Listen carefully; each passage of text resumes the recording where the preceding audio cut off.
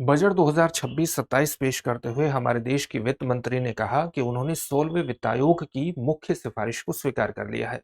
16वें वित्त आयोग की मुख्य सिफारिश क्या है और साथ ही अन्य महत्वपूर्ण सिफारिशें क्या है, इसी संदर्भ में जानना आपके लिए विशेष रूप से महत्वपूर्ण हो जाता है।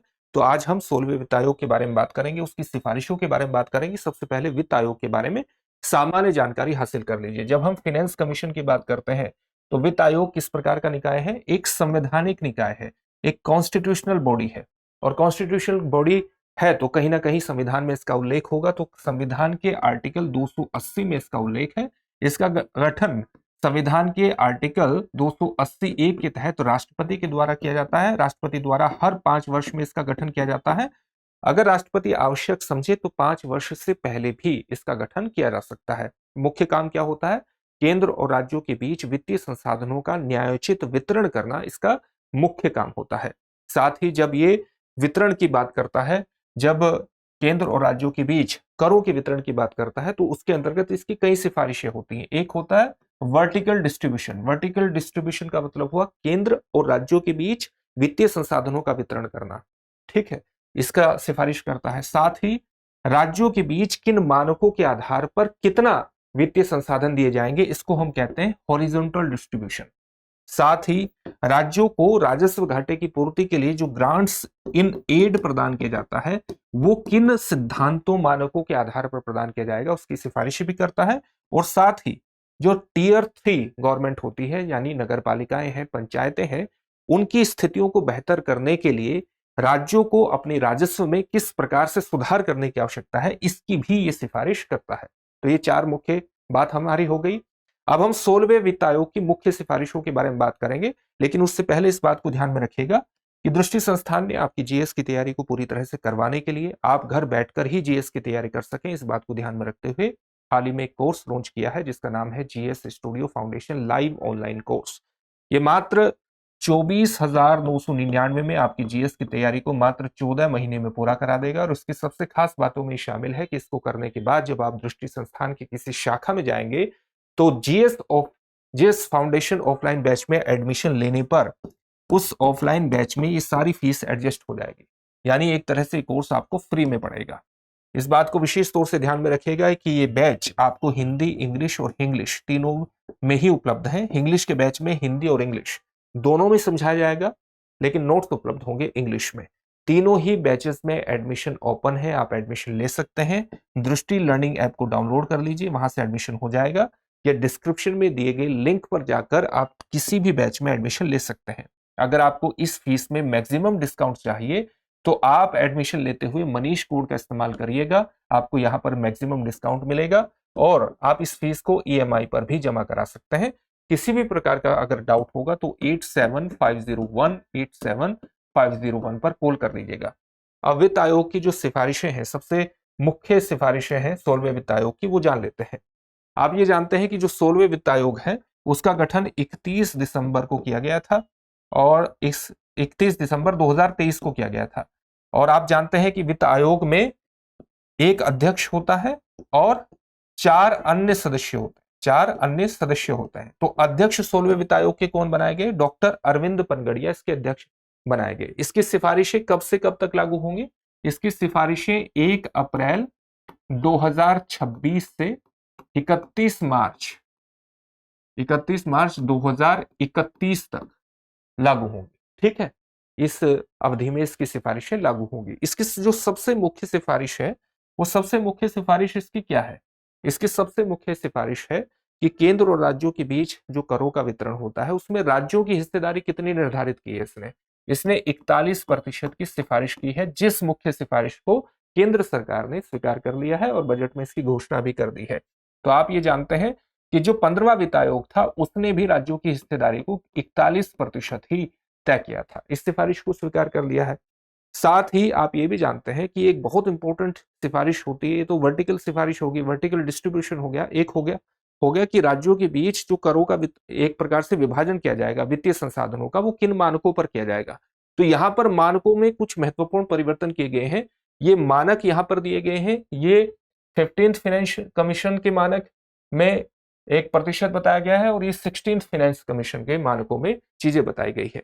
तो यहां पर आप देख सकते हैं कि एक नई कैटेगरी को जोड़ दिया गया है जो कि 15th फाइनेंस कमीशन में नहीं थी और यहां पर होगी, और जिसका 10% का वेटेज होगा, और वो है जीडीपी कंट्रीब्यूशन। यानी कौन सा राज्य जीडीपी में कितना योगदान दे रहा है उसको करों का बंटवारा करते हुए इस बात को ध्यान में रखा जाएगा और उसके वेटेज को 10% किया गया है। अगर कोई राज्य जीडीपी में, जो देश की जीडीपी है उसमें ज्यादा योगदान दे रहा है, तो उसका मतलब है कि उसको करों में ज्यादा हिस्सेदारी प्राप्त हो जाएगी। यहां पर यह चीज की गई है। साथ ही अगर कोई राज्य अपने यहाँ फॉरेस्ट को, वनों को, पारिस्थितिकी को बेहतर बना करके रखे हुए है, तो वो भी एक मानक है। इसी तरह से डेमोग्राफिक परफॉर्मेंस को भी अगर आप देखेंगे तो वो भी एक मानक है। अगर किसी राज्य ने जनसंख्या को नियंत्रित करने में बेहतर परफॉर्मेंस किया है तो उसको भी करों में बेहतर हिस्सेदारी मिलेगी। यहां अगर आप देखेंगे कि एरिया का जो परसेंटेज है उसको घटा दिया गया है।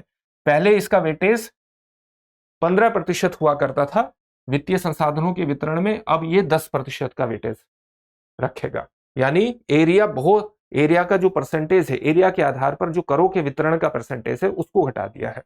इसी तरह से जो पॉपुलेशन है, अगर किसी राज्य की जो पॉपुलेशन है उसके हिसाब से कितना उसको एक तरह से करों का वितरण होना चाहिए, तो ये पहले 15% होता था, अब ये 17.5% होगा। इसी तरह से जो इनकम डिस्टेंस है, यानी अगर किसी राज्य का जो पर कैपिटा जीएसडीपी है और जो सबसे किसी राज्य का जो पर कैपिटा जीएसडीपी है, किसी उच्चतम राज्य का, जिस राज्य का सबसे ज्यादा पर कैपिटा जीएसडीपी है, और किसी पर्टिकुलर राज्य का जो जीएसडीपी है पर कैपिटा, इसके अंतर के आधार पर भी आपको ये संसाधन का वितरण किया जाएगा। तो ये मानक कुछ महत्वपूर्ण है। और पहले एक मानक हुआ करता था टैक्स एंड फिस्कल एफर्ट्स, उसको ड्रॉप कर दिया गया, अब उसको स्वीकार नहीं किया जाएगा करों के वितरण के अंतर्गत। तो इस प्रकार से इन मानकों के आधार पर हॉरिजॉन्टल वितरण किया जाएगा। कुछ और महत्वपूर्ण सिफारिशें भी हैं और उन सिफारिशों में राज्यों के लिए कुछ महत्वपूर्ण चीजें कही गई हैं। और एक ये कहा गया है कि राज्यों को जो अपना राजकोषीय घाटा है उसको कहां तक सीमित करना चाहिए, अपने ग्रोस स्टेट डोमेस्टिक प्रोडक्ट के किस प्रतिशत तक सीमित करना है, 3% तक सीमित करना है। साथ ही राज्यों को जो वो सब्सिडी प्रदान करते हैं, जो वो सहायकी प्रदान करते हैं, उसको और ज्यादा रैशनलाइजेशन, उसको और ज्यादा युक्तिकरण करने की आवश्यकता है। न केवल युक्तिकरण करने की आवश्यकता है, बल्कि कई अनावश्यक वस्तुएं जो सामाजिक हित में महत्वपूर्ण नहीं मानी जाती हैं, उन पर सनसेट क्लोज लाने की आवश्यकता है। मतलब जिन चीजों पर आप ऐसी गैर मेरिट वस्तुएं हैं जिन पर सब्सिडी प्रदान करना सामाजिक हित में नहीं माना जाता है, तो उनमें पहले से निर्धारित कर दीजिए कि ये सब्सिडी इस समय तक ही चलेगी, इसको कहते हैं सनसेट क्लोज, और उसके बाद उस सब्सिडी को बंद कर दीजिए। ये भी बात कही गई है।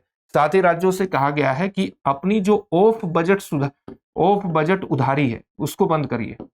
इसका मतलब क्या हो, ऑफ बजट उधारी को, इस उधारी को राज्य जो है वो अपने बजट में शामिल नहीं करते हैं, बल्कि वो क्या करते हैं, किसी सरकारी एजेंसी को या किसी पब्लिक सेक्टर यूनिट को ये कहते हैं कि आप उधार लीजिए, और उस उधार पर गारंटी दे देते हैं। टेक्निकल मानकों पर ये उधार वस्तुतः पीएसयू का है, सरकारी एजेंसी का है, लेकिन दबाव राज्य सरकार पर पड़ता है। तो सिफारिश की गई है कि ऑफ बजट उधारी को बंद कर दीजिए। ठीक है, एक ये महत्वपूर्ण सिफारिशें हैं।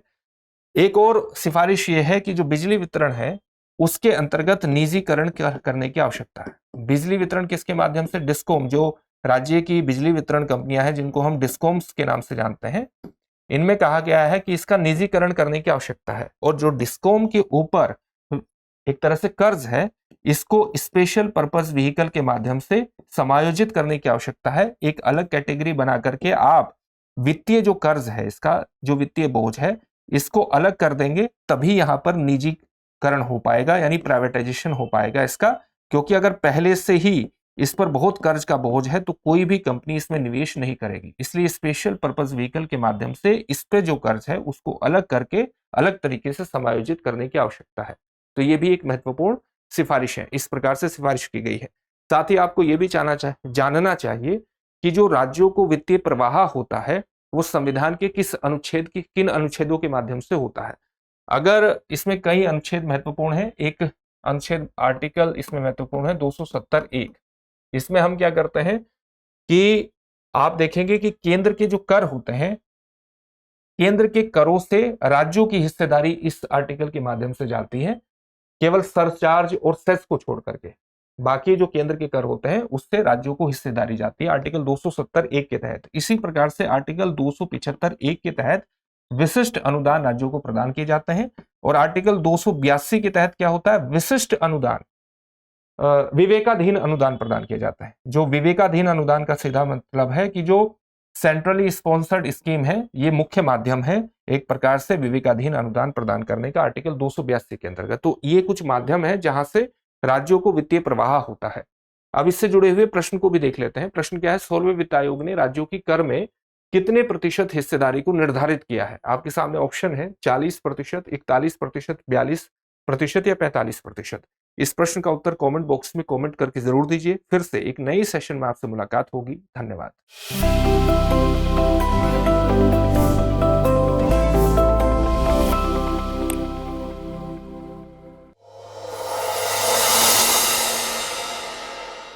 अब एग्जाम की तैयारी को और बेहतर करने के लिए हमारे चैनल को लाइक, शेयर और सब्सक्राइब करना ना भूलें।